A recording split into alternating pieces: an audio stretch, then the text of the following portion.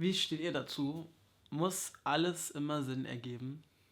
Ich bin auf diese Frage gekommen, weil ich einen Kommentar gelesen habe unter einem Gedicht von Savannah Brown, in dem drin stand, dass die Person sich darüber aufregt, dass sie in den ersten Strophen nur Wörter benutzt, weil die Wörter schön klingen und nicht, weil sie irgendetwas zu einem tieferen Sinn beitragen. Und ich verstehe nicht, warum wir Menschen konstant einen Sinn suchen müssen oder konstant alles, was wir tun, alles, was wir schreiben, alles, was wir sagen, alles, was wir fühlen, Sinn ergeben muss. Und das ist eine total allgemeine Frage. Ich bin dadurch, wie gesagt, darauf gekommen, weil mich das gestört hat, weil diese Person davon ausgeht, dass alles, was man schreibt, zum Beispiel in Gedichten, einen Sinn ergeben soll. Und sie meinte, die größten dichterischen Werke haben nicht die schönsten Wörter, sondern sind sehr direkt und simpel. Und das stimme ich nicht zu. Denn warum, warum müssen wir denn diesen Sinn immer haben? Vor allem jetzt, wenn wir jetzt uns auf Gedichte irgendwie mal fokussieren.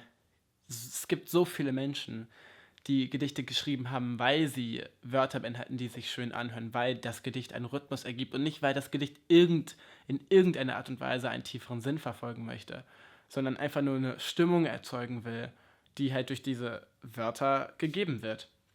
Und ich verstehe nicht, warum alles immer so logisch und rational sein muss.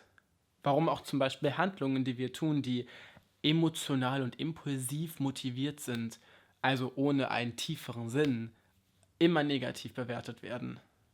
Warum es als negativ dargestellt wird, wenn man emotional ist oder emotional eine Sache begründet.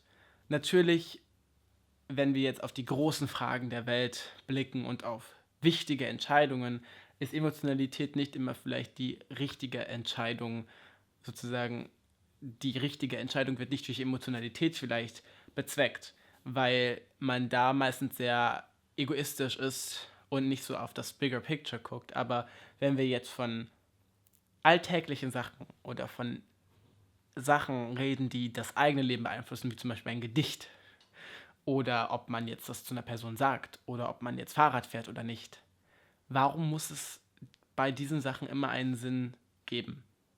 Ich kann mir das nicht beantworten. Ich mag es, wenn Sachen Sinn ergeben.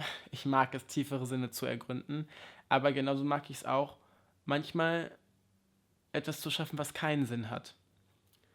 Also es gibt zum Beispiel, ich weiß nicht, ob ihr das mal in der Schule durchgenommen habt oder im Studium oder vielleicht auch privat.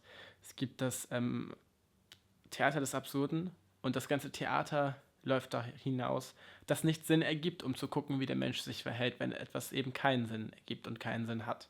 Und das finde ich gut. Das finde ich schön, weil ich glaube, wir alle viel zu festgefahren sind, darin einen Sinn zu suchen, den es vielleicht gar nicht gibt.